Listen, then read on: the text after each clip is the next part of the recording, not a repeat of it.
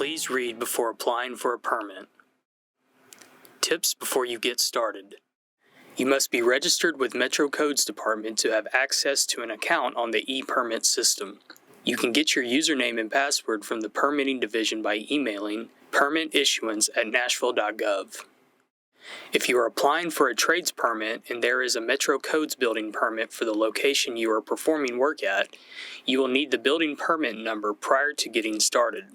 For assistance with the permitting division regarding online trades request, bond, licenses, insurance updates, all contractors registration, and other permitting questions or information, please email us at permitissuance@nashville.gov.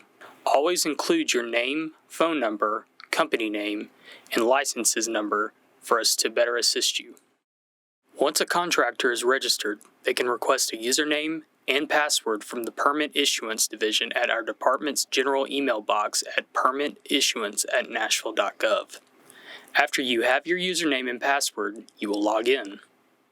Any applications submitted with the permit type CAAF are for commercial alarm installation and will not come directly to the permitting division for approval. Those applications, whether connected to a building permit or not, will be sent to the fire marshal's queue for review and approval. Then once they approve, those applications will automatically forward to the permitting division's queue for review. The following directions will assist trade contractors on how to apply online for a trade permit. Trade permits cannot be applied for until a building permit has been issued and on site. Please have that number prior to going forward. The screen is for public access. Anyone can search and view any applications or issued permits and print a tracking sheet for open construction jobs. The search option choices are by application/permit number, address, map/parcel, or owner's name. You can also see the history on specific Metro registered contractors. Once you have registered your company with Metro Codes, you can request to receive a username and password to access your company's account through the ePermits online system. To apply for residential building permits or trade permits for the Metro Codes area through ePermits, you will look under the Codes Permit section and click Apply for a Building/Trade Permit. You have access to change the password only if you choose so. Once you have entered the username and password, you will click on Log into ePermits. The next screen will be your account. This is the contractor's homepage screen. There is some information you need to know about this screen. Always use the logout button when you are done with your session. This will help you to get the most current information when anything is updated in the computer. You can start applications and then put them on hold. These will go to the Incompleted Application section. These applications have not been submitted for review or approval. In the Submitted Application/Permit section, there is a box that defaults to Recent Applications. This section has applications and issued permits that are in the active status. These will have a status of either open, rejected, issued, or okay to pay. Once the permit status is changed to done, canceled, or expired, the permit will disappear from the Recent Applications section under Submitted Applications/Permit to the All section once you have changed the Recent Applications ticker to All. If you are ready to apply for a permit, click the button Apply for a Permit in the upper right area. Step 1. What type of permit are you applying for? 1. Choose your trades permit type and, if required, the subtype. 2. Click on the Terms and Agreement. 3. Since you are connecting to a building permit, then the scope of work notes information will transfer over to your trade application from the building permit. 4. Click the Next button. Step 2. Select Permit Relation. If your trade permit is for some type of construction work that is being performed in the Metro Codes area but not in a satellite city area, then there should be a Metro building permit issued for the construction work being done. If this is the case, then you will choose option number 1. Step 3. Find an existing permit.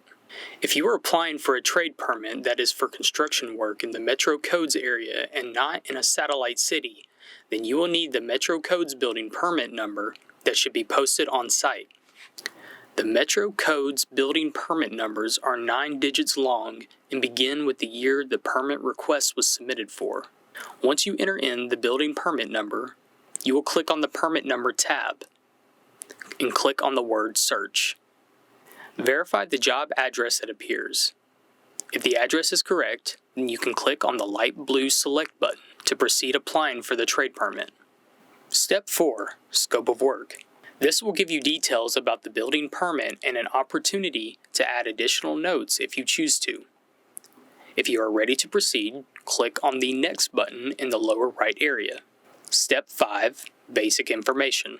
This screen will automatically populate with information from your contractor's registration screen when you click on the My Information button under the Applicant Information and Contact Information columns.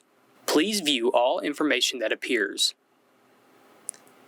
If any information is needed to be updated, you can email permitissuance@nashville.gov and make your request. You can make a one-time change for one or both email addresses to include a project manager's email address, accounting person's email address, or any other personnel that may want to know about the approvals/rejections remarks that occur. When done, click on the Next button. Step 6. Documents, Plans, Images. If you should have any documents that need to be downloaded and connected to your request, please do so here. Some trades permits require specific documents to be attached for the inspector to view. Example: electrical work for swimming pools. They must have the alarm receipts included on the electrical application.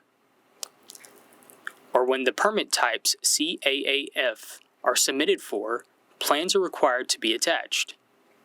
The plans will be reviewed by the Fire Marshal Division for review before a contractor can pay for these applications. Click Next to proceed. Step 7. Detailed Info. On every permit type, the cost of construction is a required field. The amount is what you have a contract for with the customer.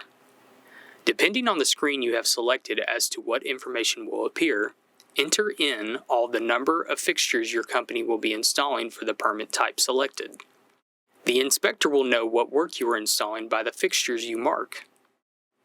The inspector will then know what fixtures need to be inspected and what work your company is taking responsibility for. Complete the applications with all the fixtures you are installing. Some fields are required to have an amount or information entered. Then click at the bottom right on Completed Applications to proceed. Step 8. Application Overview. Please review everything on this form. This is a summary of your application where you should verify what you are about to pay for.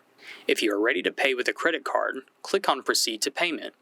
You may want to choose Save as Draft if you are not ready to submit and pay for the application. Maybe you need to verify the fixtures entered before submitting.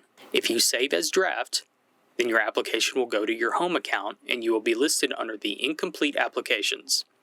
If you choose to go back to the application after saving as a draft, you can click on the draft number on your home page under Incompleted Applications, and it will take you to step number 7, Detailed Info. You will be able to update any fixtures or information you need to. Then to proceed, click on Complete Application in the bottom right area. This screen will allow you to click on Save as Draft and pay later. Or you can click on Proceed to Payment and pay for the application. If you want to pay now, click on My Information button and enter in your credit card information. Then click on Submit Payment.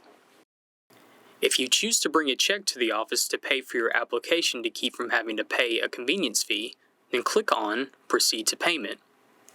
Then you will have an option to pay by another method. Once you click on Pay by Another Method, this will complete your application and provide you with a temporary application number.